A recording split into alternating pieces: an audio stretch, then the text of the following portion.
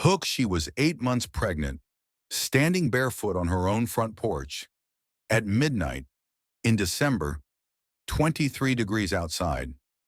Her husband had just shoved her out the door. His mistress was waiting in the driveway to take her place. But here is what Grant Colton did not know. His wife's dash cam was recording everything. Every word, every shove, every moment of his betrayal captured in crystal clear, high definition. And that footage was about to destroy him. His career, his reputation, his freedom, his entire carefully constructed life. Gone. In the time it takes to press play. But the dash cam was just the beginning of what she would discover. Because what Meredith found next made the affair look like child's play. Her husband was not just a cheater. He was a bigamist who had faked his own death 10 years ago and abandoned his first wife and son. A con artist running a $47 million embezzlement scheme. A predator who had systematically destroyed at least 5 women before her. Her entire marriage was built on lies. Her husband was a ghost, a fiction, a monster wearing the mask of a loving family man, and she was about to tear that mask off in front of the entire world. This is not just a story about betrayal. This is a story about 5 women who refused to stay silent, about a mother who fought back when everyone told her to give up, about justice that took everything from a man who thought he was untouchable. Stay with me until the very end, because the final scene in that prison cell will give you chills, and the lesson Meredith learned could save your life. The first lesson. Before we begin, I want to share something important. This story contains a truth that most people learn too late. When someone constantly tells you how lucky you are to have them, pay attention to what they are not saying about how lucky they are to have you. The signs of betrayal are almost always there. We just choose not to see them because seeing them would destroy the life we have built. We ignore the phone always face down, the business trips that last too long, the smile that never quite reaches the eyes. But here is what I have learned from stories like this one. The life built on lies is not a life worth protecting. The truth may burn everything down, but from those ashes, you can build something real, something honest, something that belongs to you. If you are watching this and something feels off in your relationship, trust that feeling, document everything, tell someone you trust, and remember, you are never as alone as they have made you feel. Now, if this story resonates with you, do me a small favor, hit that subscribe button and tap the bell so you never miss these stories. I share them every week. Stories about justice, about survival, about women who refuse to stay silent. Let us begin. Chapter 1. The Perfect Performance. The Colton mansion sparkled like a diamond that December evening. Christmas lights cascaded down the columns of the front porch. A 15-foot tree dominated the living room window, visible from the street. The kind of display that made neighbors slow down as they drove past, admiring the picture-perfect holiday scene. Inside, 50 guests mingled beneath crystal chandeliers, while a string quartet played carols in the corner. Caterers in crisp white shirts circulated with champagne flutes and hors d'oeuvres. The smell of pine and cinnamon filled every room. Meredith Sinclair Colton moved through the crowd with practiced grace, her hand resting on her pregnant belly. 8 months along now. Her daughter kicked against her palm as if she could sense her mother's happiness. Or maybe she sensed something else entirely, something Meredith was too blind to see. She paused by the fireplace to admire the stockings she had hung with such care. 4 of them now. Grant, Meredith, baby girl, and one for the family dog they were planning to adopt once the baby was old enough. There you are. Grant appeared at her side with a glass of sparkling cider. Tall, handsome, impeccably dressed in a charcoal suit that cost more than most people's monthly rent. He placed his hand over hers on her belly and flashed that smile.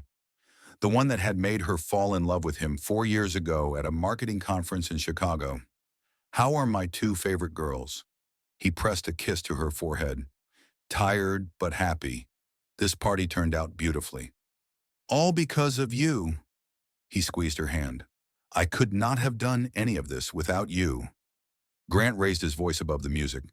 The quartet stopped playing. 50 faces turned toward them.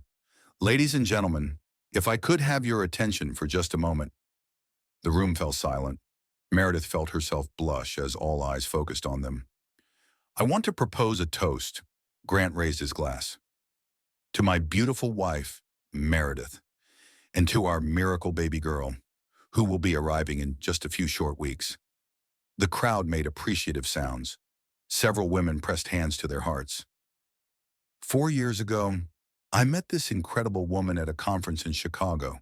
She was standing by the coffee station, and I asked her if she preferred hazelnut or French vanilla creamer. He paused for effect. She looked at me like I was crazy and said she takes her coffee black because creamers are just flavored chemicals pretending to be dairy. Laughter rippled through the room. That is when I knew. Grant's voice grew thick with emotion. I knew I had found someone special, someone real, someone who would never let me get away with anything less than the truth. Meredith wiped a tear from her eye. I am the luckiest man alive. His voice cracked perfectly, convincingly. To have found a woman like this, to be building a family with her, to wake up every morning knowing she chose me. The room erupted in applause. Someone shouted, "To the Coltons!"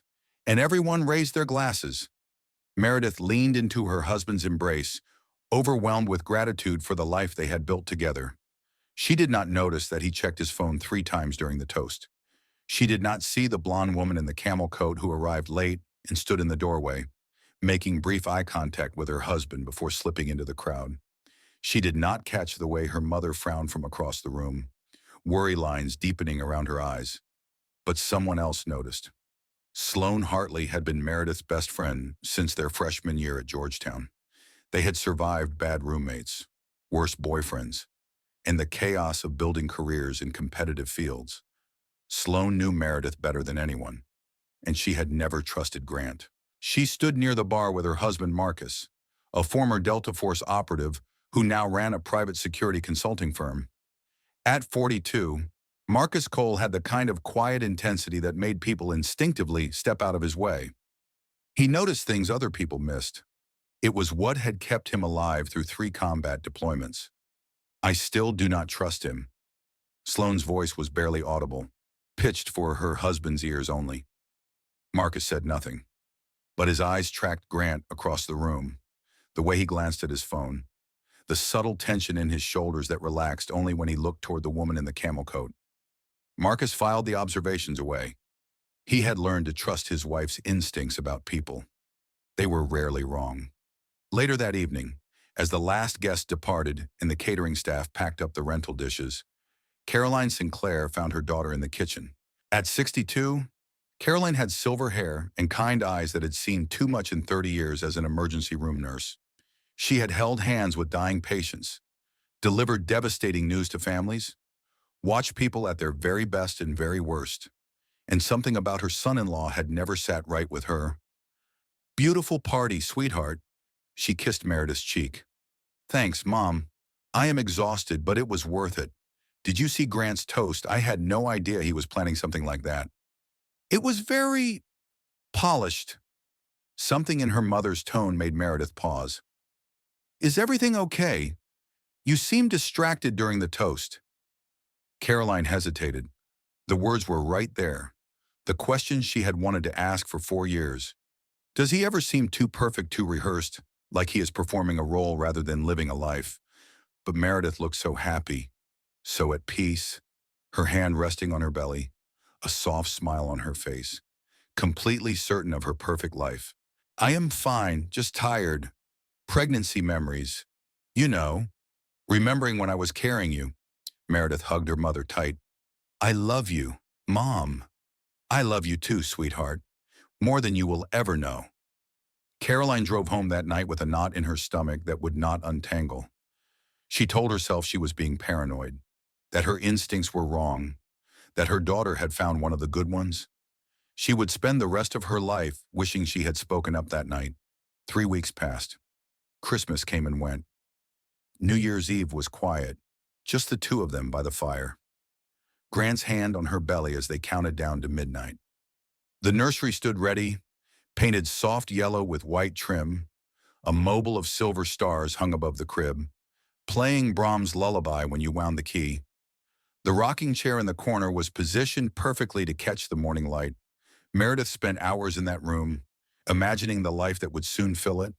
First smiles, first word, first steps. She had no idea that her entire world was about to collapse.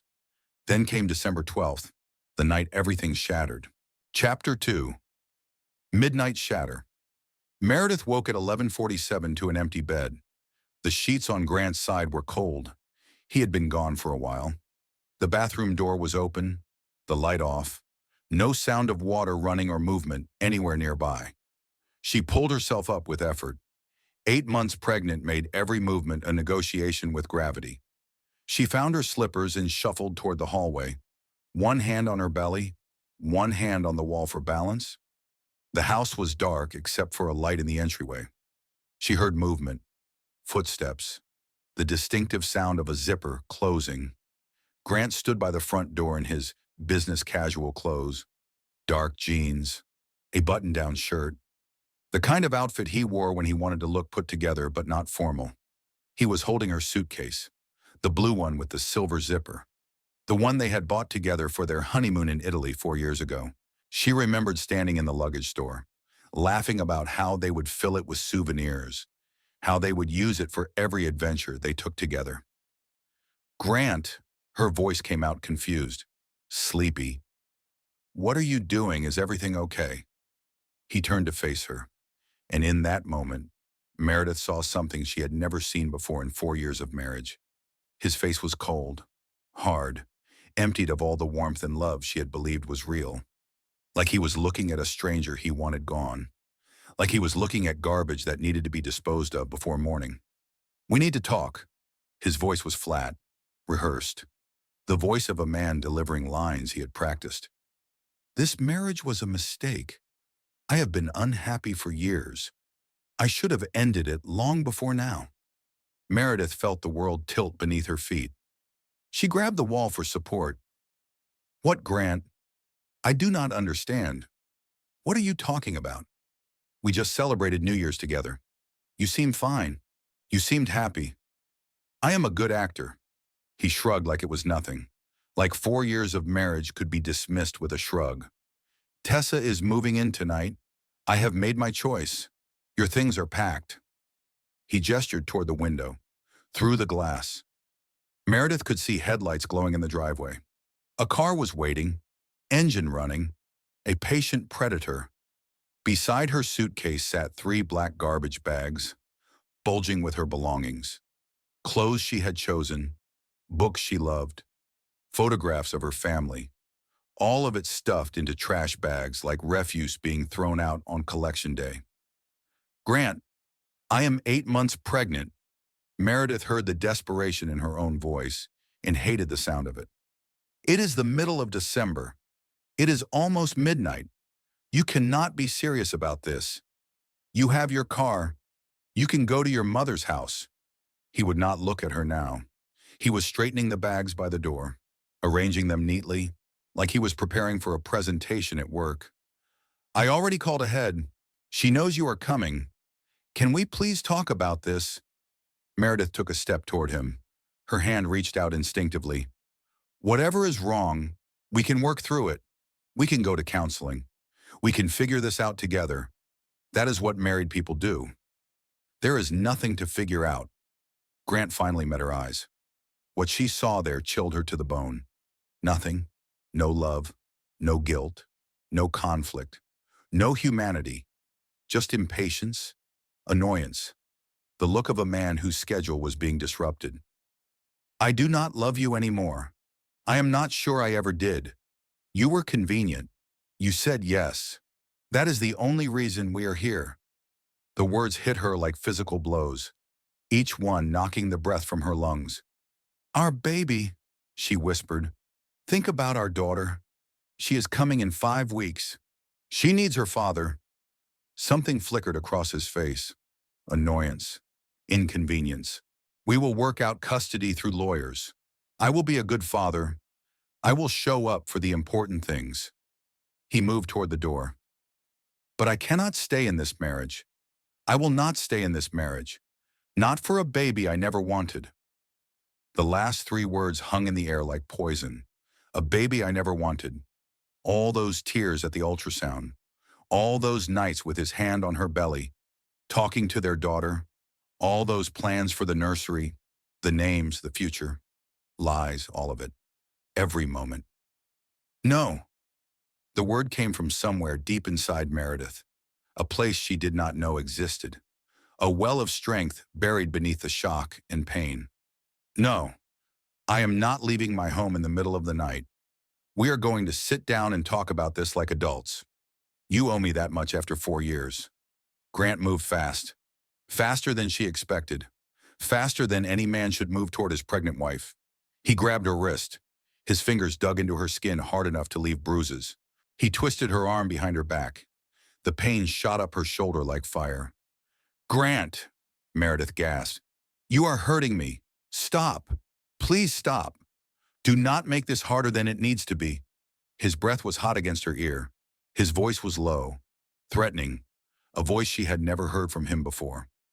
Tessa is waiting. Just leave. Quietly. With whatever dignity you have left. He shoved her toward the door. Hard. Harder than anyone had ever touched her in her entire life. Meredith stumbled. Her bare feet caught on the threshold. She reached for the doorframe, but her fingers slipped on the polished wood. Her shoulder hit the porch railing with a crack of pain. Her hip struck the frozen concrete. The cold hit her immediately. December air cutting through her thin pajamas like 1,000 tiny knives. Snowflake pajamas. The ones Grant had given her last Christmas. The ones she had worn tonight because they reminded her of him. Because she had loved him. The front door slammed behind her. The deadbolt clicked with terrible finality. She was outside, 8 months pregnant, barefoot on frozen concrete, wearing nothing but thin cotton pajamas in 23-degree weather. Through the frosted glass panel in the door, she watched Tessa Marlowe walk into her home, 28 years old, blonde hair in perfect waves, camel cashmere coat that cost more than Meredith's entire wardrobe, designer heels clicking on the hardwood floors that Meredith had chosen, that Meredith had polished, that Meredith had walked across 1,000 times believing this was her home, her life, her future. Grant smiled at Tessa, the same smile from the Christmas party toast, the same warmth, the same love, all of it real, just not for Meredith, never for Meredith. Welcome home, baby. His voice was muffled through the glass, but perfectly audible. Tessa rose on her toes to kiss him. In the doorway of the home Meredith had decorated. Beneath the Christmas lights Meredith had hung. The lights went off one by one as they walked together into the house. Into the bedroom. Into the bed where Meredith had slept beside her husband for 4 years. She sat on the frozen porch and felt something inside her shatter completely. The baby kicked frantically, distressed. Sensing her mother's terror even through the walls of the womb, Meredith wrapped her arms around her belly and rocked back and forth. The cold was unbearable. Her feet had gone numb. Her fingers were turning white. Her breath came in ragged clouds that dissipated into the December darkness. She was going to die out here. She and her daughter were going to freeze to death on their own front porch while her husband made love to another woman in their bed. This was how it ended. Not with a bang, but with a whimper. Not with dignity, but with frozen tears on a concrete porch. Then she remembered something. Her car and the dash cam inside it. Chapter 3, The Silent Witness. The silver Honda Accord sat in the driveway like a lifeboat in a storm. Meredith stared at it through eyes blurred with tears. Grant had insisted she park facing the house. Said it looked neater, more organized. One of his many small controlling behaviors that she had dismissed as quirks, that she had accommodated because keeping peace was easier than fighting. He had also insisted she install a dash cam 2 months ago. For safety, he said. In case of accidents. In case someone hit her in a parking lot and drove away. He wanted to make sure she was protected. The irony was not lost on her now. The dash cam had a parking mode feature. It recorded whenever it detected motion near the vehicle. It had a 180-degree wide-angle lens that captured everything in front of the car in high definition. night vision capable, audio recording enabled. And for the past 30 minutes, it had been pointed directly at the front porch. Meredith crawled to the car on hands and knees. She could not feel her feet anymore, could not feel her fingers. The gravel of the driveway bit into her palms, drawing blood she did not notice. The frozen ground burned her skin through the thin cotton of her pajamas. But she kept moving, 1 inch at a time, toward the car, toward the dash cam, toward proof. The spare key was where it always was, magnetic box under the rear wheel well. Her father had insisted on it years ago when she first started driving. Thomas Sinclair had been an FBI agent for 30 years before a heart attack took him when Meredith was 22. He had been paranoid in the way that only law enforcement officers can be, always looking for threats, always preparing for worst-case scenarios, always teaching his daughter to have backup plans for her backup plans. Document everything, he used to say. Trust but verify, and always have an escape route. She had forgotten those lessons. She had let love make her blind and complacent. She had trusted completely and verified nothing.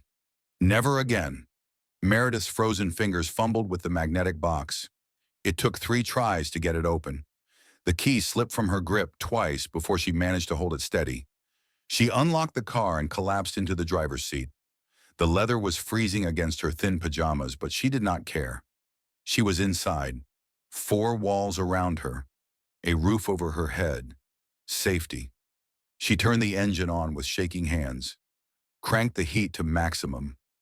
The vents blew cold air at first, then lukewarm, then finally, blessedly, warm. She held her hands in front of the vents and waited for feeling to return. The tingling started slowly, then the burning, then the fierce, sharp pain of circulation returning to frozen tissue. Her toes were the worst. She could not see them, but she could feel them screaming as the blood flowed back. The baby kicked again, softer now, settling, calming as her mother's body warmed. "I know, sweetheart," Meredith whispered to her belly. "I know. We are safe now. We are going to be okay." She did not believe the words. Not really, but she said them anyway, because her daughter was listening, and Meredith needed to be strong for her. Even now. Especially now. Then she pulled up the dash cam footage on the car's display screen. The video was crystal clear. Night vision mode rendered everything in sharp grayscale. The audio was crisp and undeniable. There she was on the porch, snowflake pajamas, pregnant belly visible even in the darkness. Grant behind her, his hand on her arm, the twist, the shove, her body stumbling, her shoulder hitting the railing, her hip striking the concrete. She could hear every word. "Get out of my house. Do not make this harder than it needs to be. You were never my first choice. Meredith, you were just the one who said yes." She could see the door slam, the deadbolt click. The lights in the living room turn off one by one as Grant walked through the house that used to be hers. She could see Tessa walking up the steps, the doorbell, Grant opening the door with that smile, the smile that had never been real, not for her. "Welcome home, baby." Everything. The camera had captured everything. Meredith saved the file with trembling hands.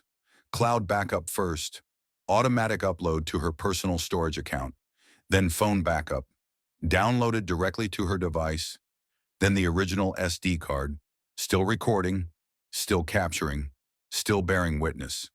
3 copies, 3 separate locations, 3 pieces of evidence that could never be erased, never be denied, never be explained away. She sat back in her seat. The heater was finally working. Warm air thawed her frozen body. Circulation returned to her extremities in painful waves. Her daughter kicked again, gentle now, like she was trying to comfort her mother, like she was saying, "I am here. We are in this together. We are going to survive."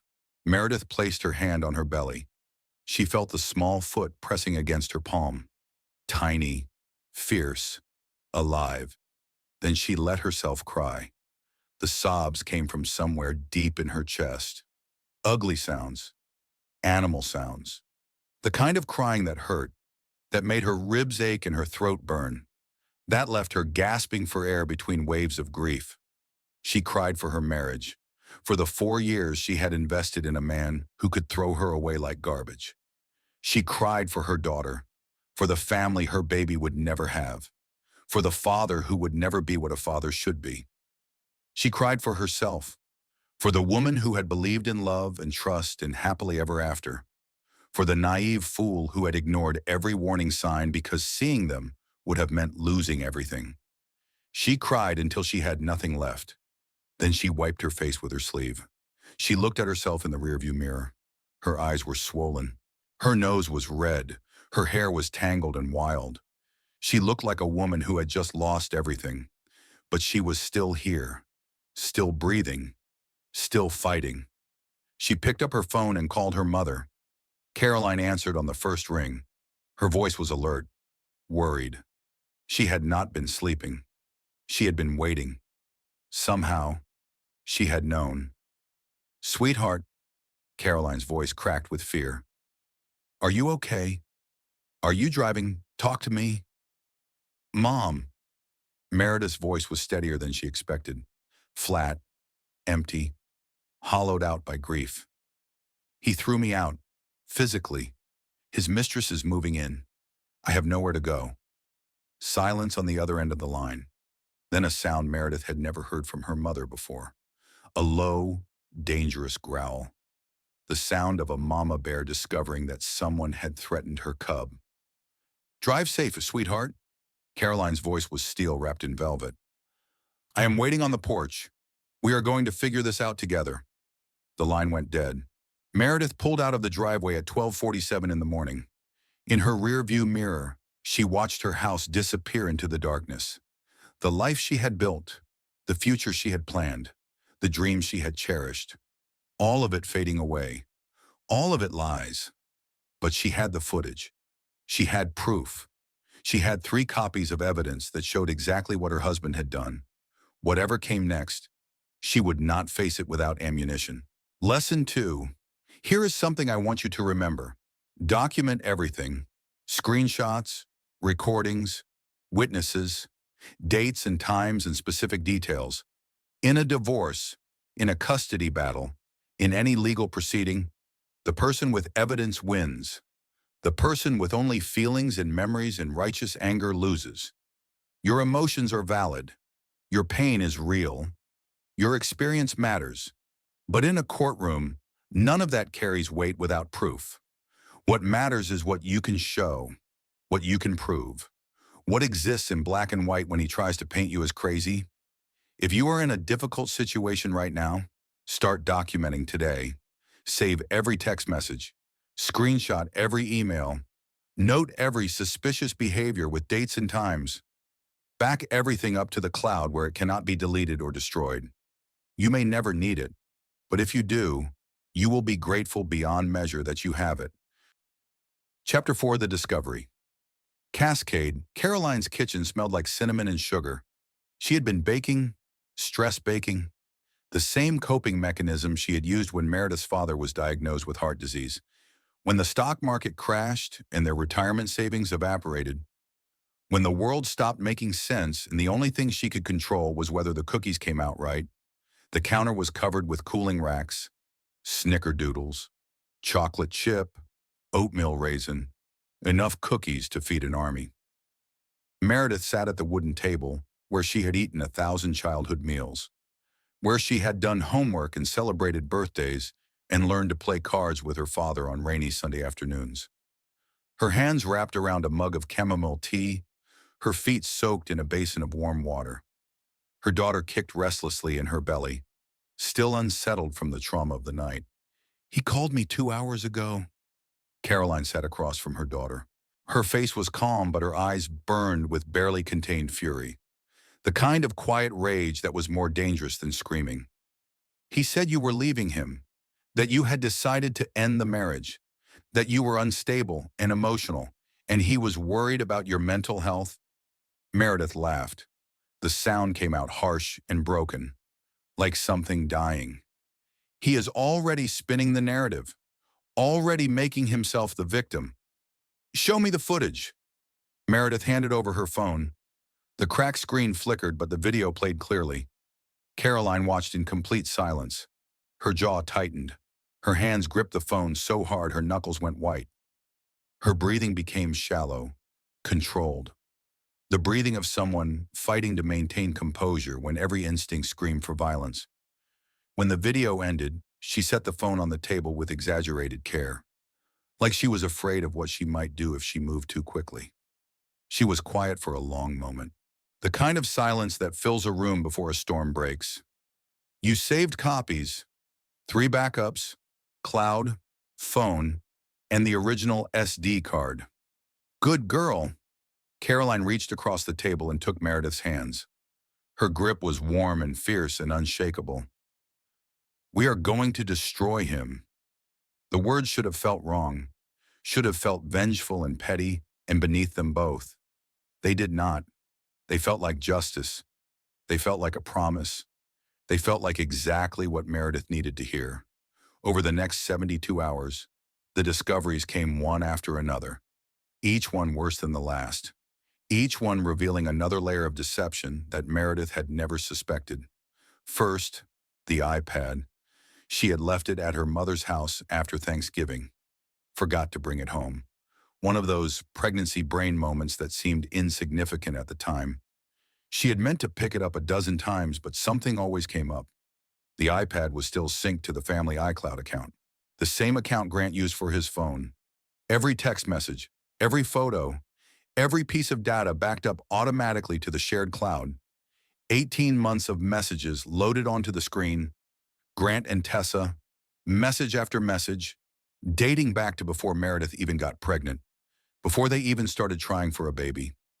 She read the first exchange, dated April of the previous year, a month after their 3rd wedding anniversary. I cannot stop thinking about last night. When can I see you again? Tonight, my wife has a work dinner. The house will be empty by 7. I hate sneaking around like this. When are you going to leave her? Soon, baby, I promise. I just need to find the right time. Be patient with me. Meredith felt sick. She kept reading. The most devastating exchange was from the day she told Grant she was pregnant. The day he had lifted her off her feet and spun her around the room and cried tears of what she thought was joy. She is pregnant. So, what I thought you were being careful, these things happen. But listen, this is actually perfect. How is that perfect? You are having a baby with her. This makes everything more complicated. No, it makes everything easier. She will be too tired and emotional to notice anything. Pregnancy takes a lot out of women. The hormones make them distracted. We can use this time to plan our future without her suspecting anything. What about the baby? I will get partial custody. Every other weekend, maybe less. It will not interfere with our life together. Trust me, this is going to work out perfectly. Meredith set down the iPad. Her hands were shaking so badly she could barely hold it. He had never wanted this baby. He had seen her pregnancy as an opportunity, a distraction, a way to keep her occupied and exhausted while he planned his escape with another woman. Every time he had rubbed her swollen feet after a long day, every time he had talked to her belly in that soft, loving voice, every time he had cried at the ultrasound and said he could not wait to meet his daughter. All performance, all lies, every single moment. The baby kicked hard, angry, like she knew, like she understood that her father had never wanted her, that he had seen her as an inconvenience, an obstacle, a pawn in his game. Meredith placed both hands on her stomach and breathed through the pain. Not physical pain, something deeper, something that would leave scars no one could see. He does not deserve you, she whispered to her daughter. He does not deserve either of us. And I promise you, you will never feel unwanted. I will love you enough for both of us. I will love you so much you will never doubt for a single second that you were meant to be here. Second discovery, the money. Meredith checked their bank accounts with trembling fingers. Joint checking, joint savings. The accounts where they deposited their paychecks every 2 weeks, where they saved for their daughter's college fund, where they kept the emergency reserve that was supposed to protect them from exactly this kind of catastrophe. Joint checking account balance, $43.17. Joint savings account closed 3 days ago. Balance transferred out. Missing $347,000. Grant had been draining their accounts for months. Small transfers that would not trigger alerts. A few thousand here, a few thousand there. Moving money like water through a sieve until suddenly, nothing remained. Everything they had saved in 4 years of marriage.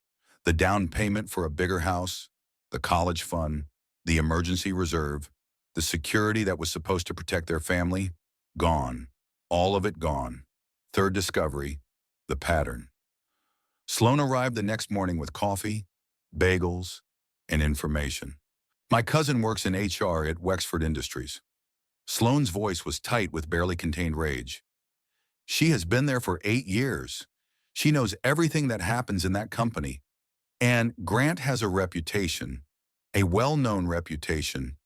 He has been having affairs since before you two got married. Different women, always younger employees, always people who reported to him or worked under him. Meredith closed her eyes. Why did no one tell me? Because no one wanted to be the messenger? Because people are cowards? Because everyone assumed you knew and had made your peace with it?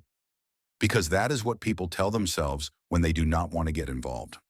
The worst part, people had known. People at his company had watched Grant parade his mistresses through office parties and business dinners. People had noticed the patterns, the promotions that did not make sense, the travel expenses that did not add up, and no one had said a word. Tessa got 2 promotions in 1 year, Sloan continued, both signed off by Grant, both circumventing the normal review process. Her salary went up 40% in 12 months. Her performance reviews are mediocre at best, but somehow she keeps climbing. He was paying her off.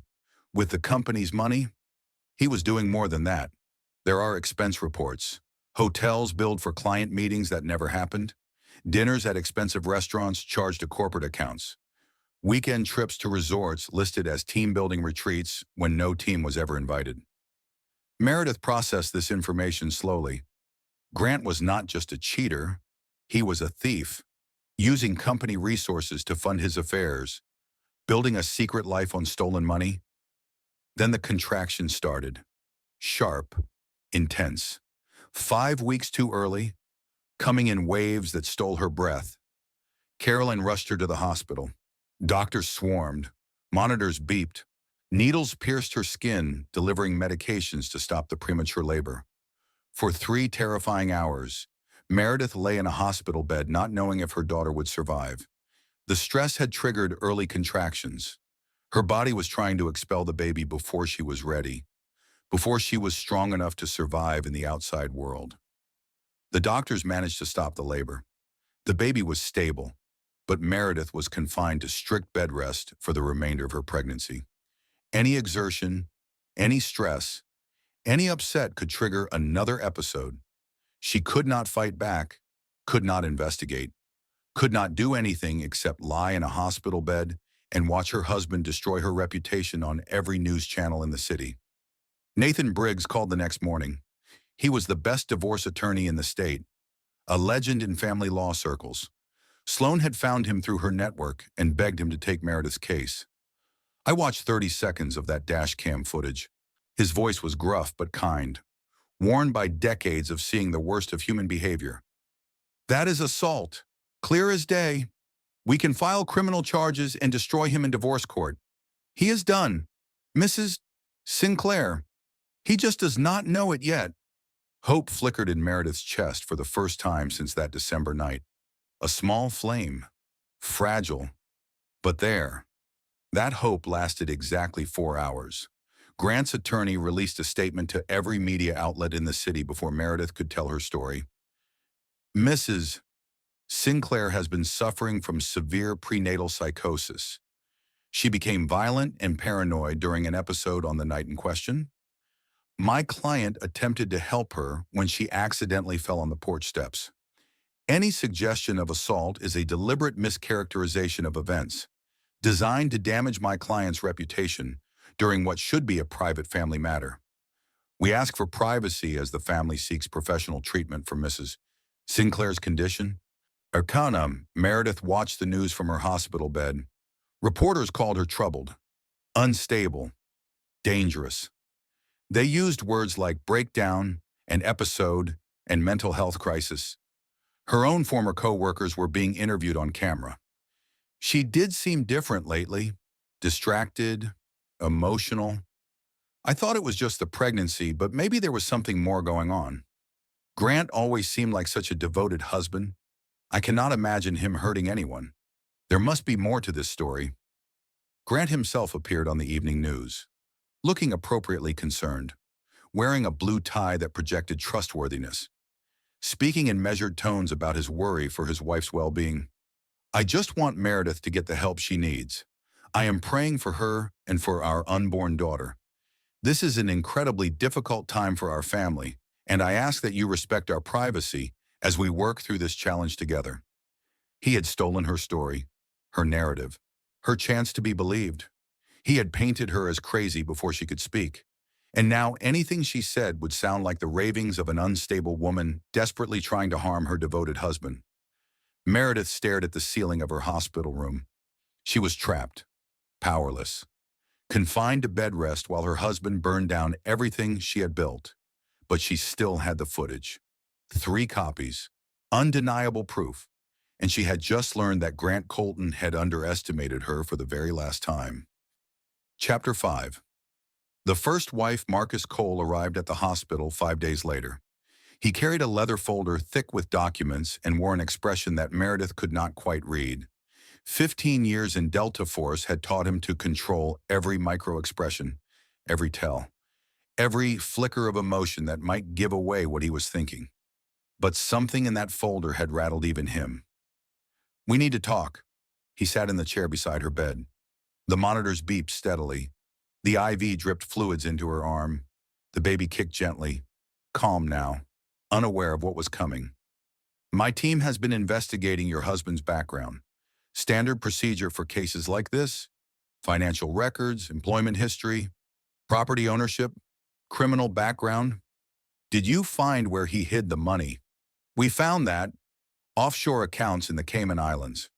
Shell companies registered in Delaware and Wyoming. Cryptocurrency wallets scattered across 3 different platforms. The total is much more than you thought."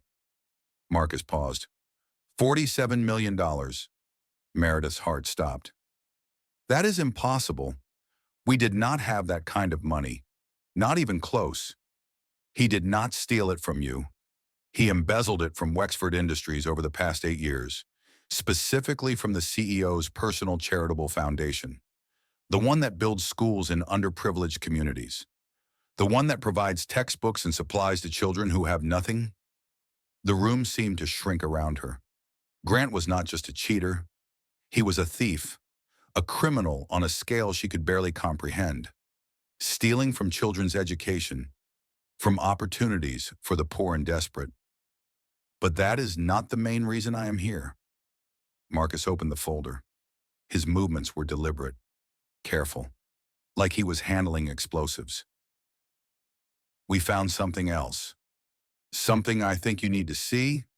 He pulled out a document, old, slightly yellowed, a marriage certificate from Clark County, Nevada, dated 15 years ago. The groom's name was Grant Alexander Morrison. The bride's name was Rachel Elizabeth Morrison. "I do not understand." Meredith stared at the document. The words seemed to swim on the page. "Who is Rachel Morrison?" "His first wife." Marcus watched her face carefully. "They got married when he was 26 years old. They had a son together, Tyler. He is 12 years old now. They lived in a suburb of Las Vegas. Grant worked as a mid-level manager at a manufacturing company. His first wife." The words did not make sense, could not make sense. "Grant told me he was never married before me. He told me his family died in a fire when he was young. He said he had no siblings, no parents, no connections to anyone. He said he was completely alone in the world until he met me." Marcus shook his head slowly. The movement was almost gentle. His parents are alive and well. They live in a retirement community in Florida. They hosted Christmas dinner for the extended family every year until Grant disappeared. They have two other children, a daughter named Patricia, who teaches elementary school, a son named Michael, who sells insurance. Disappeared. 10 years ago, Grant told Rachel he was going to the store for milk. He kissed her goodbye. He ruffled Tyler's hair, and then he never came back. Marcus pulled out another document, a police report. 3 weeks later, his car was found submerged in a river about 50 miles from their home. No body was recovered. The case was classified as a probable drowning. He faked his death. The words came out as barely a whisper. He faked his death, changed his name, obtained new identity documents, moved across the country, started a new life, met you, married you. Marcus paused. Let the implications sink in. He never legally divorced Rachel. The marriage was never dissolved. In the eyes of the law, he is still married to his first wife. Meredith felt the room spinning. The monitors beside her bed started beeping faster as her heart rate climbed. My marriage was never valid. No. Legally, you were never his wife. The ceremony was meaningless. The certificate is worthless. You have been living with a man who committed bigamy and fraud and abandoned his own child. Everything had been a lie. Not just the affair, not just the cheating, everything. His name, his history, his identity, their marriage, their life together, their future. 4 years of loving a ghost, a fiction, a performance. She was not even a wife. She was nobody. She had no legal standing. The baby she was carrying was the child of a man who did not legally exist. There is more, Marcus said quietly. Rachel wants to speak with you. She has questions, and I think you have questions too. That evening, Meredith made a phone call that would change both their lives forever. Rachel Morrison had a warm voice roughened by years of grief. She was 43 years old now. She had spent a decade believing her husband was dead, raising their son alone, telling Tyler stories about a father who loved him, who would have stayed if he could. She cried through most of the conversation. So did Meredith. He told me he was going to get milk. Rachel's voice cracked on every word. He kissed me goodbye. He ruffled Tyler's hair and told him to be good for mommy. And then he was just gone. For 10 years, I told our son that his father loved him, that his death was a tragedy none of us could have prevented. I am so sorry. The words felt inadequate, hollow, but Meredith did not know what else to say. I spent a decade mourning a man who was alive, who was building a new life, who was marrying someone else and posting happy couple photos on social media while I wore black and cried at an empty grave. Rachel took a shaky breath. How do you mourn someone who was never real? Meredith did not have an answer. She was not sure there was one. He told me he was an orphan, Meredith said, that his parents died when he was young, that he had no family, that he was completely alone in the world.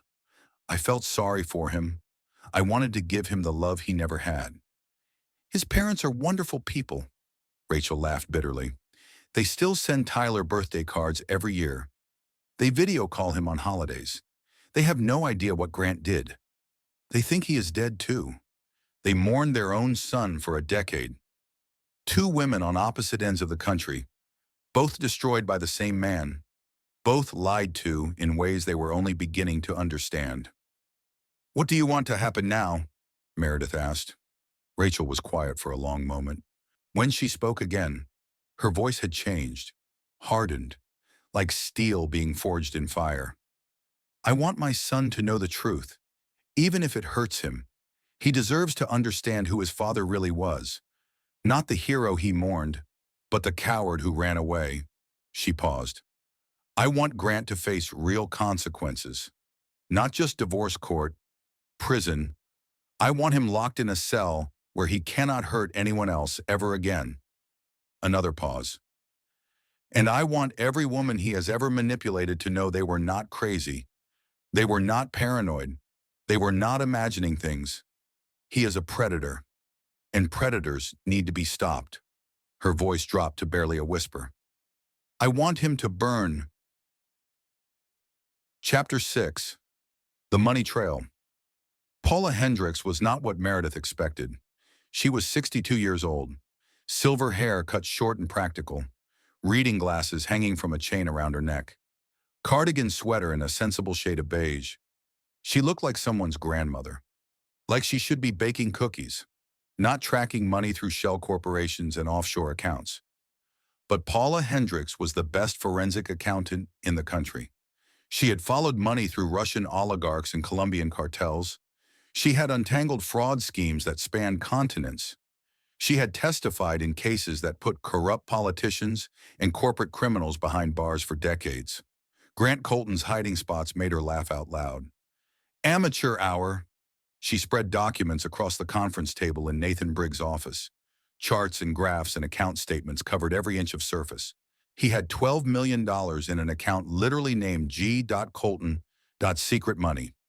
The password was Tessa20U20, followed by an exclamation point. I found it in under 4 hours. I am almost insulted. Nathan leaned back in his chair. He had been practicing family law for 30 years, had seen every kind of marital fraud and financial abuse. But even he seemed impressed by the scope of what Paula had uncovered.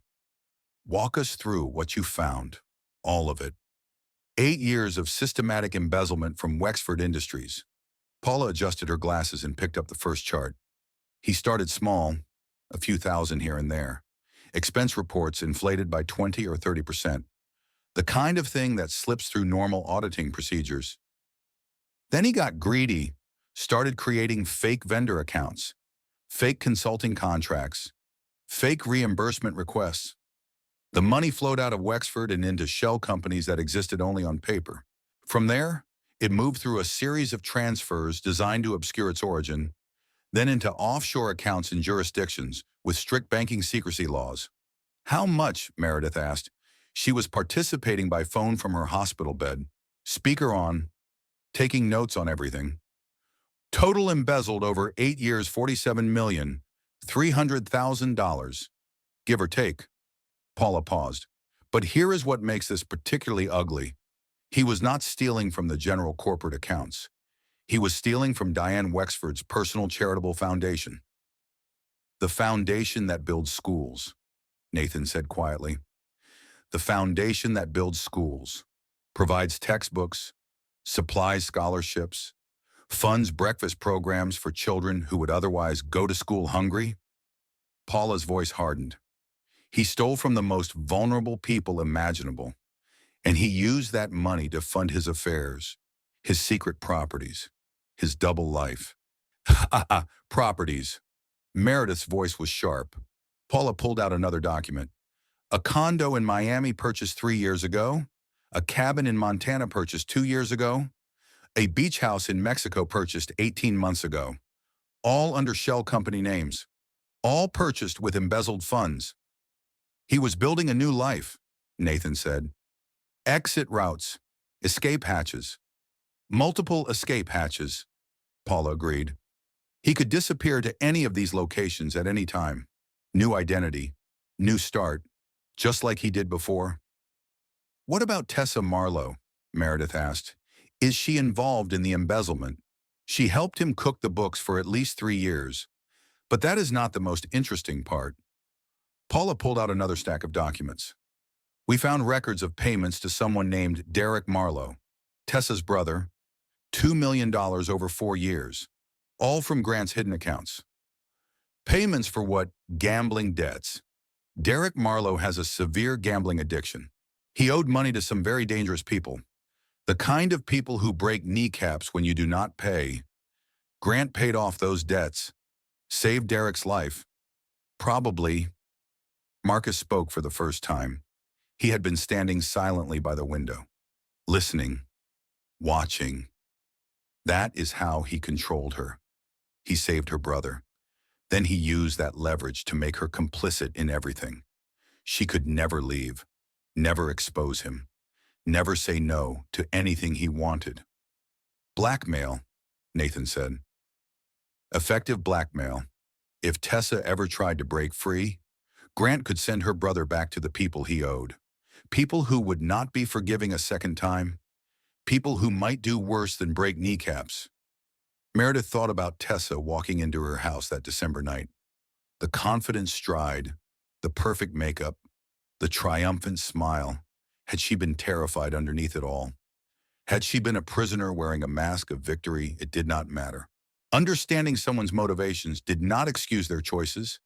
Tessa had made terrible decisions. She had participated in the destruction of a family.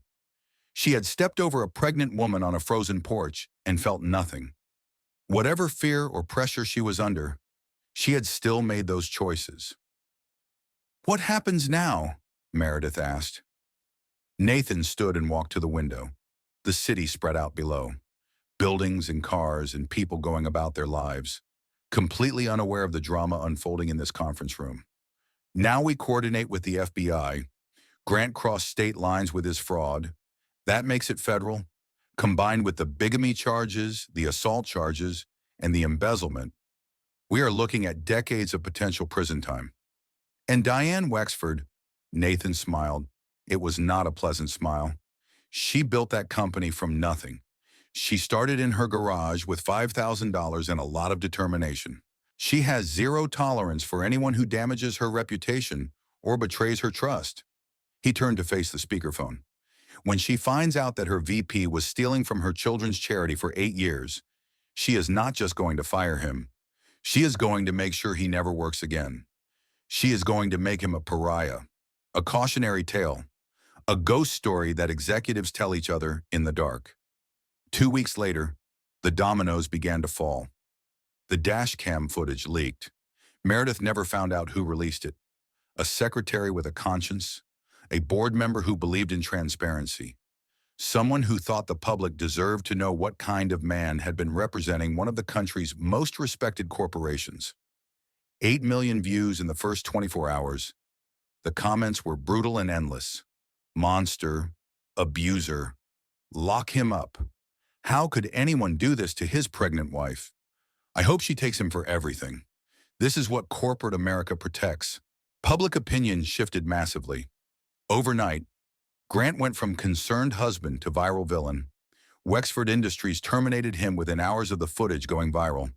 No severance package, no reference letter, no golden parachute. Security escorted him from the building while cameras captured every moment of his humiliation. Tessa Marlowe was fired the same day. Diane Wexford made sure everyone knew exactly why. The FBI opened a formal investigation. Agents appeared at Grant's temporary apartment with warrants and handcuffs, and no sympathy whatsoever for his protests of innocence. Nathan called with the update. Bail denied, too much flight risk, too many resources to flee the country. He is sitting in a jail cell right now wondering how everything went so wrong so fast. For the first time in weeks, Meredith allowed herself to breathe, to hope, to believe that maybe justice was actually possible. It was finally over. She had won. The nightmare was ending. She was wrong. Chapter 7, The Threat. The envelope arrived 3 days after Grant's arrest. Plain white, no return address, no postmark. Hand delivered to Caroline's house while Meredith was at a doctor's appointment checking on the baby. Caroline found it on the doormat when she returned from grocery shopping. She almost threw it away, thinking it was junk mail or another credit card offer. Then she opened it. Inside were photographs. Meredith at the hospital, walking slowly down a hallway, hand on her belly, talking to a nurse. Meredith at her mother's house, standing at the kitchen window, face visible through the glass. Meredith at the grocery store, reaching for something on a shelf, completely unaware she was being watched. Meredith at her doctor's office, getting out of Caroline's car, date and timestamp visible in the corner of each image. Every location she had visited in the past 2 weeks, documented with terrifying precision. Someone had been following her, watching her, recording her movements. A typed note accompanied the photographs. Drop the charges, disappear, or your daughter will never take her first breath. Caroline's hands shook so badly she could barely hold the paper. Meredith was napping upstairs. Doctor's orders. Rest as much as possible. Avoid stress at all costs. This would definitely count as stress. Caroline called Marcus immediately. He arrived within 2 hours with 3 members of his security team. They swept the house for listening devices, installed cameras at every entrance and exit, set up monitoring equipment that would alert them to any unauthorized approach. They traced the envelope to a courier service paid in cash by a woman matching Tessa Marlowe's description. She is still working for him. Marcus's voice was tight with controlled anger. Even after being fired, even after everything that happened, she is still following his orders. But Grant is in jail, Caroline said. No phone access, no computer access, no way to coordinate something like this. Which means he planned for this contingency. He knew he might get caught eventually. He had people on the outside, instructions to be followed if things went wrong, a dead man's switch designed to protect him even from behind bars. Why would Tessa help him after what he did to her, after using her and discarding her brother? Marcus pulled up a file on his phone. Derek Marlowe. The gambling debts were just the beginning. There is more. A lot more. Things that could send Derek to prison for a very long time. Grant has been collecting leverage for years, building files on everyone around him, making sure no one could ever truly break free. Meredith appeared in the doorway. She had woken from her nap and heard voices downstairs. Her face was pale. Her hand rested protectively on her belly. Someone threatened my baby. It was not a question. Marcus showed her the photographs, the note, explained what they had found and what they suspected. Meredith read the threat 3 times. Her hands did not shake. Her voice did not waver. When she looked up, her eyes were cold, hard, the eyes of a mother who would burn the world to protect her child.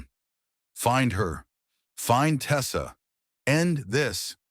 Within 48 hours, Tessa Marlowe was arrested for witness tampering, criminal threatening, and obstruction of justice.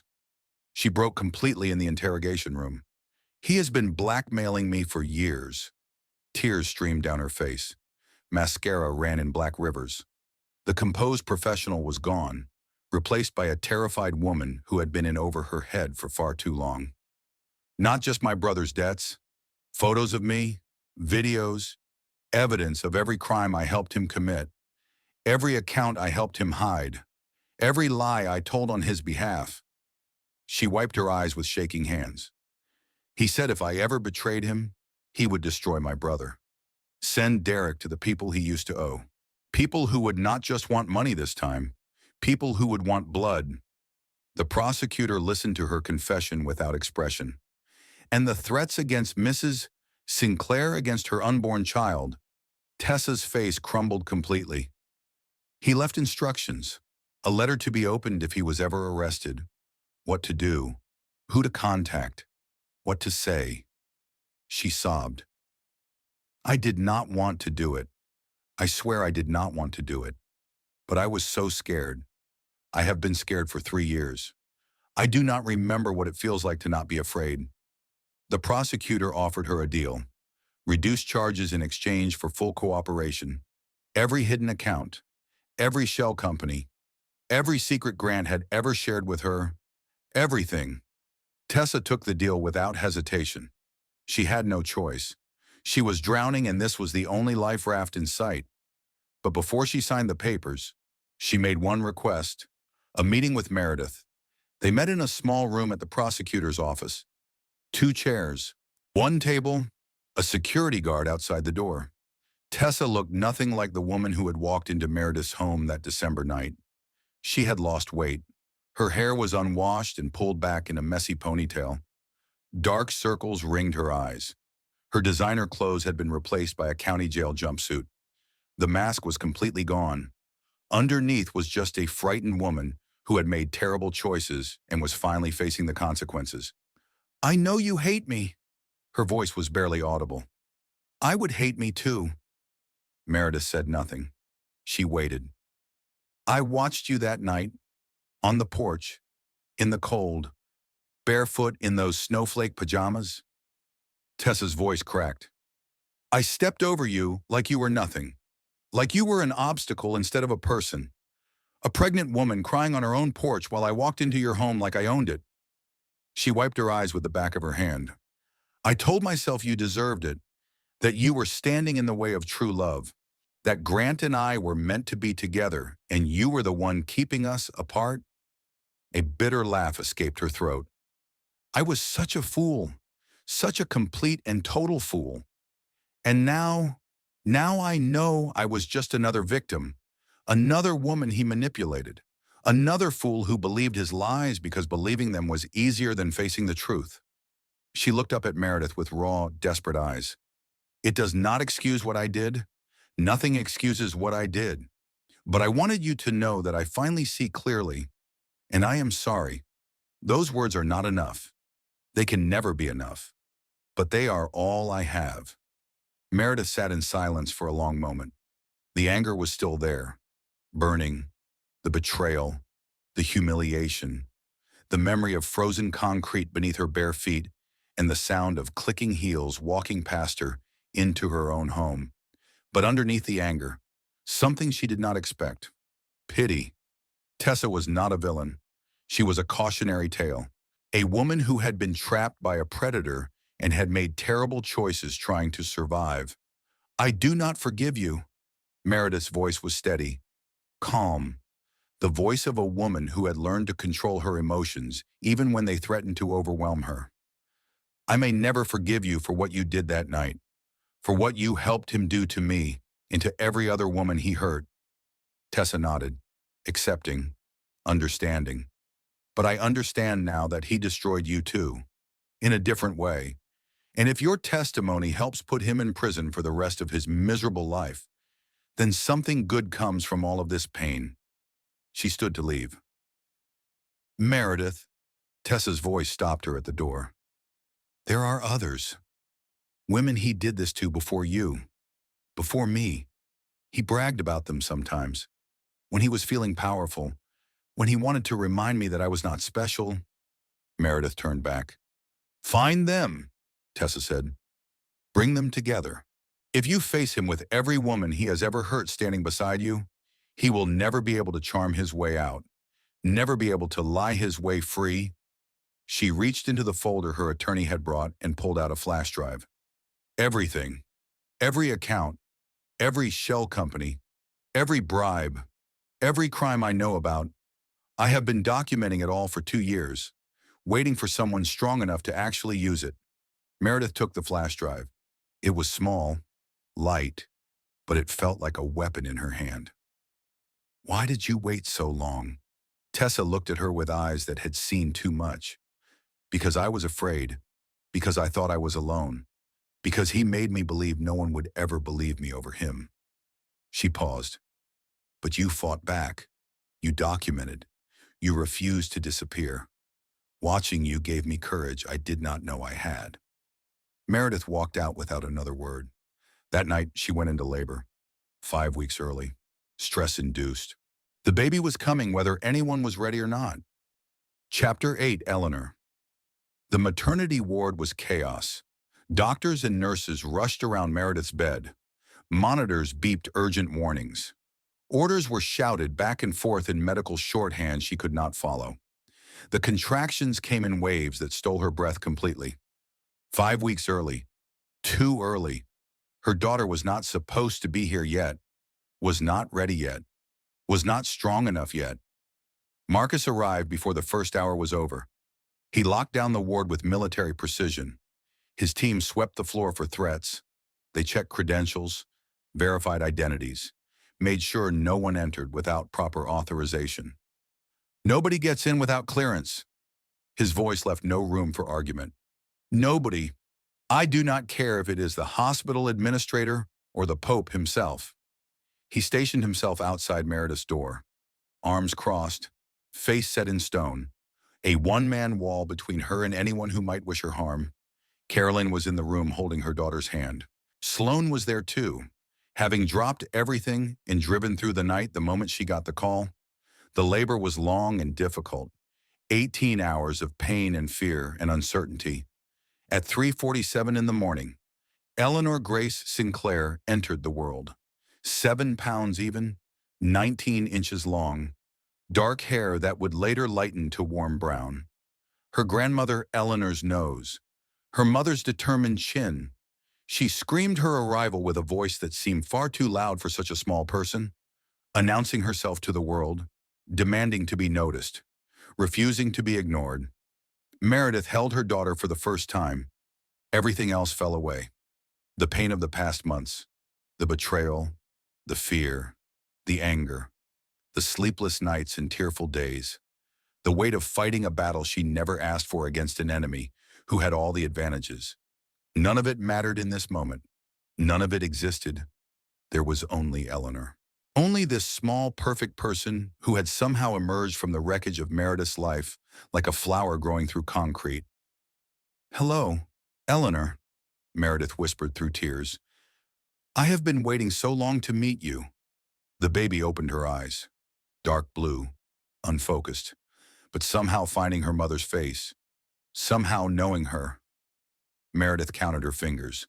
10. Counted them again. Still 10. Counted her toes. 10 perfect tiny toes. Checked her breathing, steady, her heartbeat, strong, perfect. She was perfect. "She looks like you," Caroline said through her own tears. "She looks like a fighter," Sloane said. "Starting early, making an entrance. That is definitely your daughter." Marcus appeared in the doorway. His face softened for the first time since Meredith had met him. Even warriors could be moved by the miracle of new life. "She is beautiful." His voice was quiet, respectful. "And she is safe. I give you my word. No one will touch either of you." Meredith looked at the people surrounding her hospital bed. Her mother, her best friend, the security team that had become a second family. She looked at her daughter, this tiny person who had survived everything. The stress, the fear, the early arrival, the chaos of her entrance into the world. "No one will ever hurt you," Meredith whispered to her baby. "I promise you that, Eleanor. No matter what it takes, no matter what I have to do, you will always be safe. You will always be loved. You will always know that you were wanted more than anything in the world." Eleanor made a small sound, a sigh of contentment, of safety, of trust. She had found her mother, and her mother would never let her go. Lesson 3. Here is something I need you to understand, something that could change everything for you. You are never as alone as he made you feel. Abusers isolate their victims deliberately. They cut you off from friends and family. They make you believe that no one will understand, that no one will believe you, that you are the only person foolish enough to fall for their lies. It is not true. It was never true. There are always others. Women who have survived what you are surviving. Women who understand your pain because they have felt it themselves. Women who will believe you because they have lived through the same hell. Find them. Build your army. Fight together. The person who hurt you counted on your silence, on your shame, on your isolation. Prove them wrong. Chapter 9. Sisters in Survival. They gathered in Caroline's kitchen on a quiet Sunday afternoon. The table was covered with coffee cups and notepads and boxes of tissues. The smell of fresh baked cookies filled the air, because Caroline did not know how to face a crisis without baking something. 5 women who had never met before. 5 women who had nothing in common except one thing. Grant Colton had destroyed their lives. Jennifer Walsh was 36. She had been Grant's executive assistant 6 years ago at a company before Wexford. Young, ambitious, eager to prove herself in a competitive industry, he had seduced her with promises of mentorship and advancement, made her feel special, chosen, destined for great things. When she got pregnant, he paid for an abortion and told her it was the only option, that a baby would ruin both their careers, that he would help her find a new position somewhere far away, that she should never speak of what happened between them. She left the industry entirely, spent years in therapy trying to rebuild her sense of self-worth, still flinched when she heard his name. Melissa Chen was 42. She had been Grant's colleague at a consulting firm before either of them joined Wexford. They worked on a major project together. She did 90% of the work. He took 100% of the credit. When she complained, he gaslit her so effectively that she started questioning her own memory, her own sanity. Had she really contributed that much? Maybe she was remembering wrong. Maybe she was being too emotional. The gaslighting escalated into full-scale psychological warfare. He undermined her with colleagues, stole her clients, spread rumors about her mental stability. By the time she realized what was happening, her reputation was destroyed. She lost her job. Her marriage fell apart under the strain. Her children grew up with a mother who questioned her own perception of reality. Cynthia Roberts was 51. She had been Grant's professor in business school. He was 23. She was 38, married, respected, completely unprepared for the charm offensive he launched. He seduced her with flattery and attention, made her feel desirable and young, convinced her that their connection was special and worth any risk. Then he threatened to expose the affair to her husband, to the university, to everyone who respected her. He blackmailed her for recommendation letters, for introductions to powerful people, for anything he needed to climb the ladder he was so desperate to scale.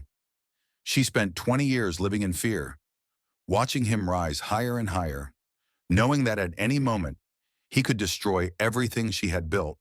And Rachel Morrison, the first wife, the woman who had mourned a living man for 10 years while he built a new life with a new identity and a new woman to destroy. 5 women, different ages, different backgrounds, different stories of how they met him, how they trusted him, how he betrayed them, but the same pattern, the same manipulation, the same destruction. I thought I was alone. Jennifer's voice trembled. For 6 years, I thought I was the only one.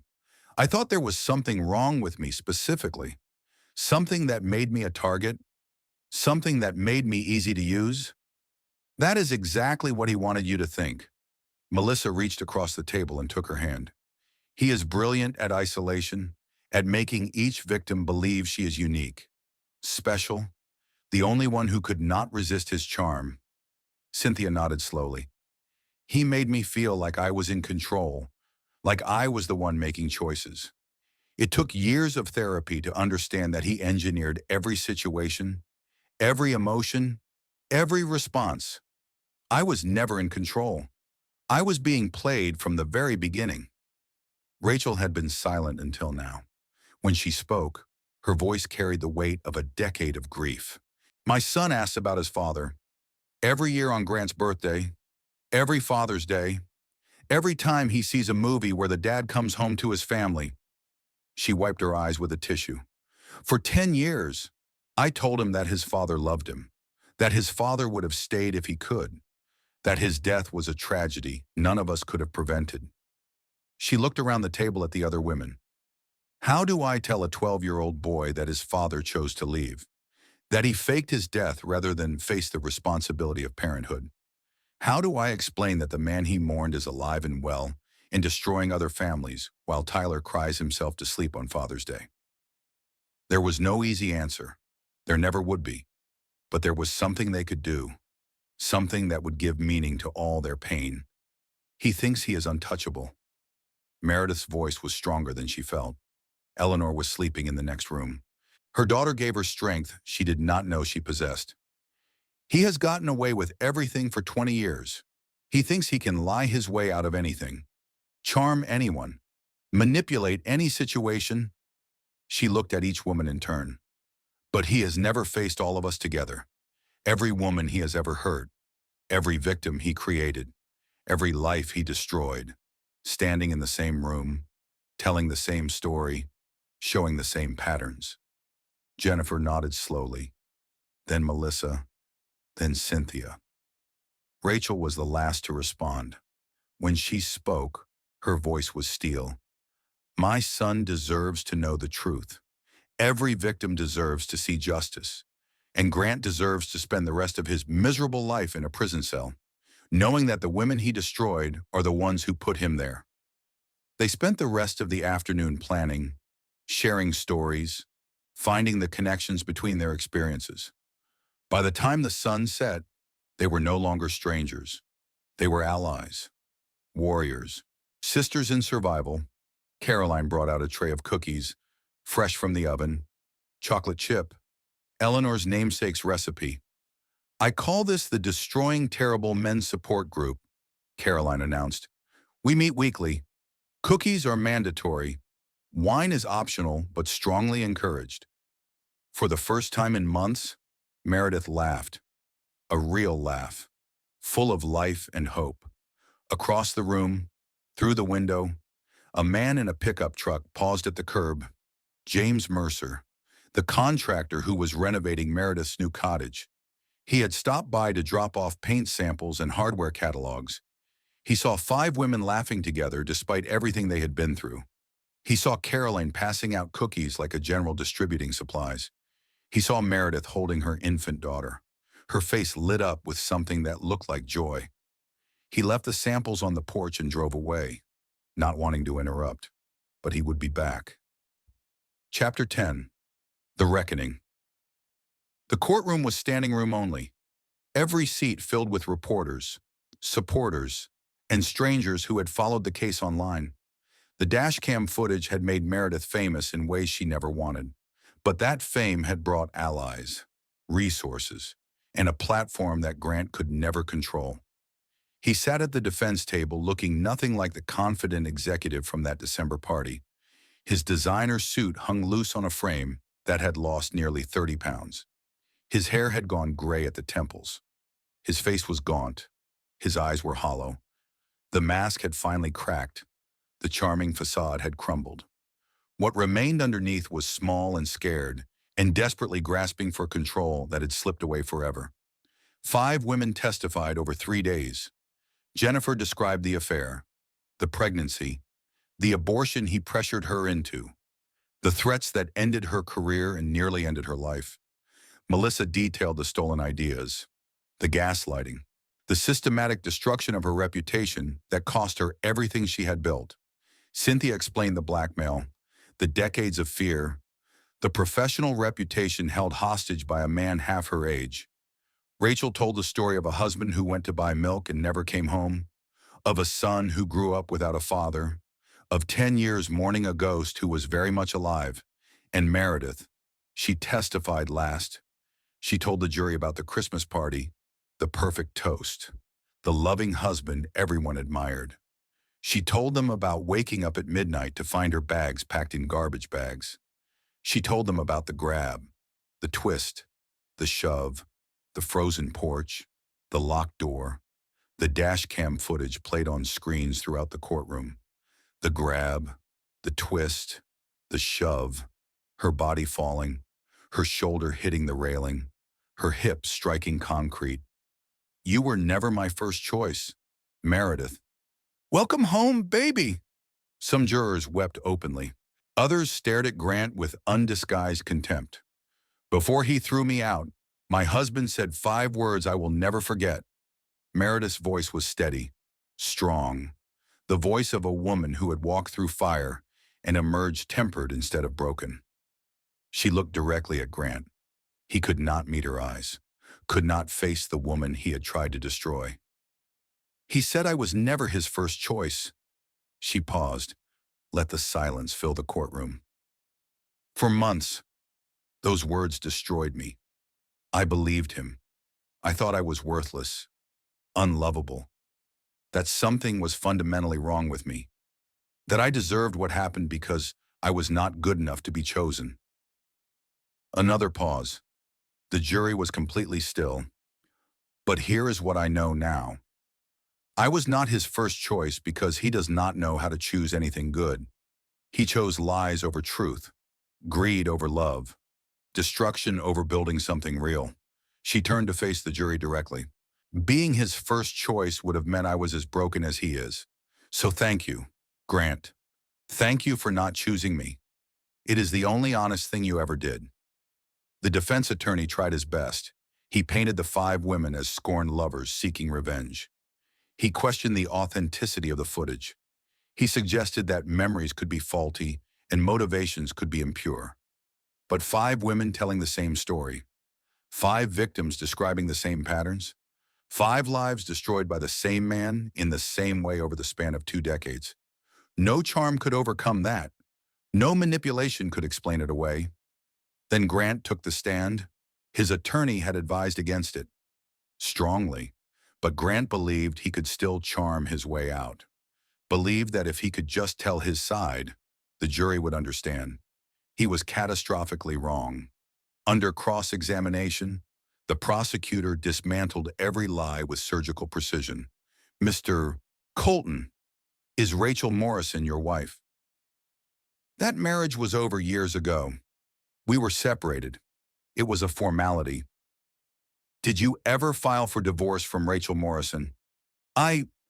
No, but the marriage was effectively over." "Did you fake your own death to escape that marriage?" That is a dramatic way to characterize a complicated personal situation. "Did you let your 12-year-old son believe his father was dead for 10 years? Grant's composure cracked. The mask slipped. "You do not understand. I was trapped. Rachel was suffocating me. The kid was always crying. I needed to start over. I needed to breathe." The courtroom gasped. His own attorney dropped his head into his hands. Grant realized his mistake immediately. Tried to recover. "What I meant was, no further questions." The prosecutor turned away with a thin smile. Grant sat in the witness chair, finally understanding that his charm had become his undoing, that his words had convicted him more thoroughly than any evidence ever could. The jury deliberated for 3 hours. Guilty on every single count. Assault, guilty. Bigamy, guilty. Fraud, guilty. Embezzlement, guilty. Money laundering, guilty. Witness tampering, guilty. The judge delivered sentencing without emotion, without sympathy, without mercy. "Mr. Colton, in my 30 years on this bench, I have rarely seen such a calculated campaign of deception and abuse. You systematically destroyed lives while maintaining a facade of respectability. You stole from charities. You abandoned your own child. You assaulted your pregnant wife. And when faced with consequences, you threatened more violence to escape justice." She looked at him with undisguised contempt. 15 years in federal prison, $52 million in restitution, no contact with any victim, ever. Grant broke completely. The composed executive, the charming manipulator, the man who had fooled everyone for 2 decades, fell to his knees sobbing, reaching toward Meredith with handcuffed wrists. "Please, Meredith, please, I am sorry I loved you. I really did love you. Please do not do this. I will change. I swear I will change. Just give me another chance." Meredith looked at him, this broken man on his knees, begging, sobbing, desperate. She felt nothing. "You should have thought about that before you threw me into the snow." The guards dragged him away, still screaming. "Meredith, please do not leave me here. I cannot survive prison. Meredith, Meredith." The doors closed behind him. Silence filled the courtroom for a long moment. Then someone started clapping. Then another person. Then the entire gallery erupted in applause. Standing, cheering, celebrating justice finally served. Meredith walked out of the courthouse with the women who had fought beside her.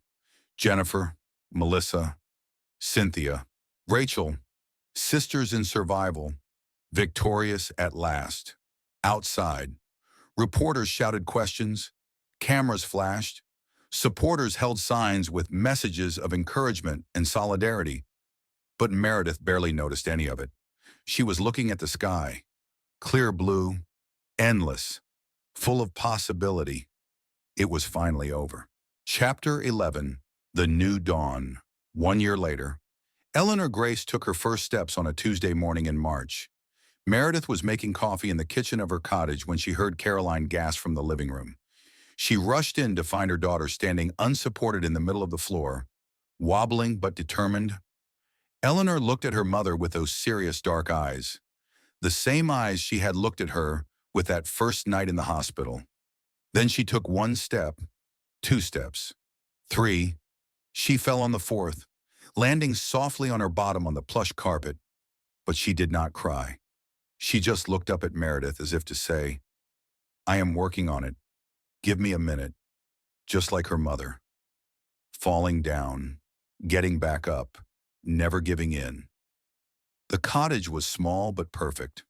2 bedrooms, a kitchen with windows facing the garden she had planted in spring, a living room filled with books and toys and photographs of everything good that had happened in the past 12 months.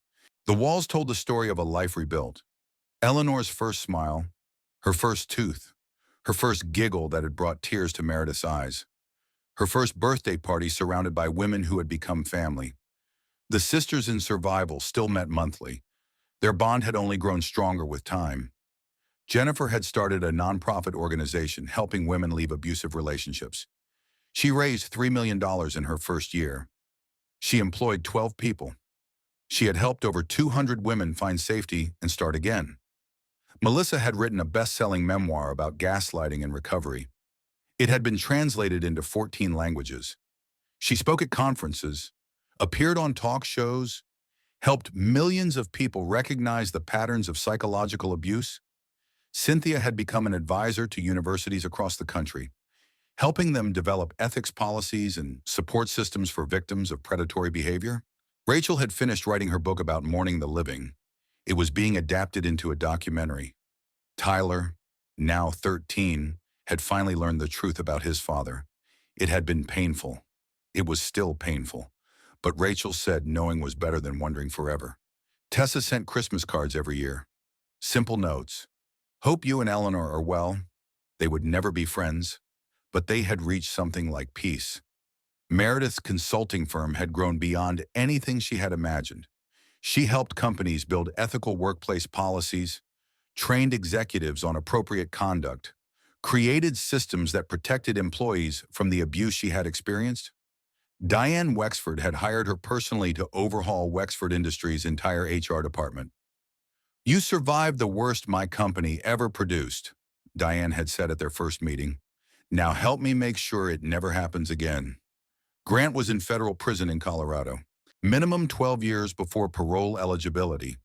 His parents had publicly disowned him after learning the full truth. His sister had changed her last name. His name had been erased from every award and record at Wexford Industries. He sent letters sometimes. Meredith never opened them. She fed them directly into the fireplace and watched them burn. Some bridges were not worth rebuilding. Some people were not worth forgiving. Some doors needed to stay permanently closed. On a December evening, exactly 1 year since the worst night of her life, Meredith stood on her front porch watching the snow fall. The same month that had destroyed her. The same cold. The same darkness. But everything was different now. A pickup truck pulled into the driveway. James Mercer climbed out carrying 2 cups of hot chocolate and a bag of Eleanor's favorite cookies. He was the contractor who had renovated the cottage. They had been friends for months, just friends. But lately something more had started to grow. He was kind, patient, steady. He never pushed, never rushed, never demanded. He just showed up with hot chocolate, with cookies, with quiet companionship when she needed it most. "Thought you might be cold." He handed her a cup and sat beside her on the porch swing. "You did not have to come. I know." He smiled, that warm, genuine smile that never felt like a performance. "I wanted to." They sat in comfortable silence, watching the snow fall on the garden she had planted. The garden that would bloom again when winter passed. "1 year ago tonight, I sat on a porch like this one." Meredith's voice was soft. "Barefoot, freezing, certain my life was over." James said nothing. He just listened. That was one of the things she appreciated most about him. He knew when to speak and when to simply be present. "I was wrong," she continued. "My life was not ending that night. It was finally beginning. I just could not see it yet." She looked at the man beside her, the cottage behind her, the daughter sleeping peacefully inside. If you had told me then that I would be here now, I would not have believed you. I would have said it was impossible, that I was too broken, too damaged, too destroyed to ever build anything good again." She took a sip of hot chocolate. "But here is what I learned. The prison door was unlocked the whole time. I just had to find the courage to walk through it." James reached over and took her hand. His grip was warm, solid, real. "You are the strongest person I have ever known." His voice was quiet. "Not because you never fell, but because you got back up every single time, and because you helped other women get back up too." Inside the cottage, Eleanor stirred, made a small sound, settled back into sleep. Caroline appeared at the window and waved. She was smiling. Sloane's car pulled into the driveway behind James's truck. Marcus was with her. Their kids tumbled out of the back seat, eager to see baby Eleanor. The cottage that had been quiet was suddenly filled with warmth, with laughter, with love. The snow kept falling. The hot chocolate grew cold. The people Meredith loved gathered around her. Some moments were worth staying in. Some people were worth holding on to. Some futures were worth fighting for. Meredith had lost everything once: her home, her marriage, her faith in love, her very identity. She had found something better. She had found herself. The final lesson here is what I want you to take from this story. The worst moments of your life are not endings. They are doorways. Painful, terrifying doorways that lead to places you cannot yet imagine. When someone shows you who they really are, believe them. Do not make excuses. Do not hope they will change. Do not sacrifice your future, waiting for someone to become the person they pretended to be. Document everything. Build your network. Find your sisters in survival. And never ever believe that you are alone. Because you are not. You never were. The person who hurt you counted on your silence, your shame, your isolation. Prove them wrong. You are stronger than you know, braver than you feel, and there is a whole life waiting on the other side of the door you are afraid to open. All you have to do is walk through it. Closing, if this story touched your heart, do me a small favor. Hit that subscribe button and tap the bell so you never miss these stories. I share them every week. Stories about justice, about survival, about women who refuse to stay silent. Drop a comment below. Tell me what you would have done in Meredith's shoes, and share this with someone who needs to hear that starting over is possible, that there is life after betrayal, that justice exists even when it feels impossible. You are not alone. You never were. See you in the next one. Post-credit scene: Federal Correctional Institution, Florence, Colorado. 6 months after sentencing. Grant Colton sat in the visitation room at a metal table bolted to the floor. The fluorescent lights buzzed overhead. The walls were painted institutional beige. The smell of disinfectant hung in the air. He had been in prison for 6 months. He would be here for at least 12 more years. No one came to visit him anymore. His parents had sent one letter after the trial, 3 sentences on plain white paper. "We raised you better than this. You are no longer our son. Do not contact us again."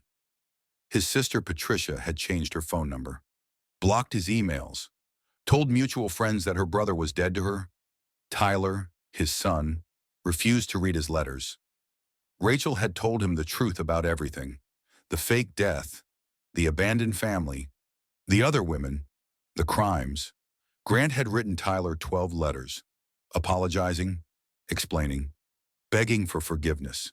All 12 had been returned unopened. A guard approached his table. "Colton, you have a visitor." Grant perked up. His hollow eyes brightened with desperate hope. Maybe someone had finally forgiven him. Maybe Meredith had changed her mind. Maybe his parents had reconsidered. Maybe Tyler wanted to hear his side of the story. Maybe there was still a chance. Diane Wexford sat down across from him. She was 68 years old now. Silver hair pulled back in a severe bun. Designer suit that cost more than most people earned in a month. Eyes like chips of ice that had frozen out countless competitors and liars over a 40-year career. Mrs. Wexford, Grant tried to smile, the charming smile that had worked so many times before. But his face was gaunt now. His teeth were yellowing. The smile looked more like a grimace. Thank you for coming. I knew you would understand eventually. I knew and understand. She laughed. A cold, cutting sound. I understand perfectly. Wow, she slid a folder across the metal table. Remember my charitable foundation, the one that builds schools for underprivileged children, the one that provides textbooks and breakfast programs for kids who would otherwise have nothing? I can explain, Aurori. The foundation you stole from for 8 years, $47 million, enough to build 12 schools, enough to feed 10,000 children for a decade. Grant's mouth opened and closed. No words came out.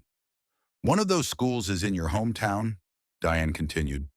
The school your niece attends, the school your parents donated to every Christmas for 15 years, the school that named a library after your mother when she retired from teaching.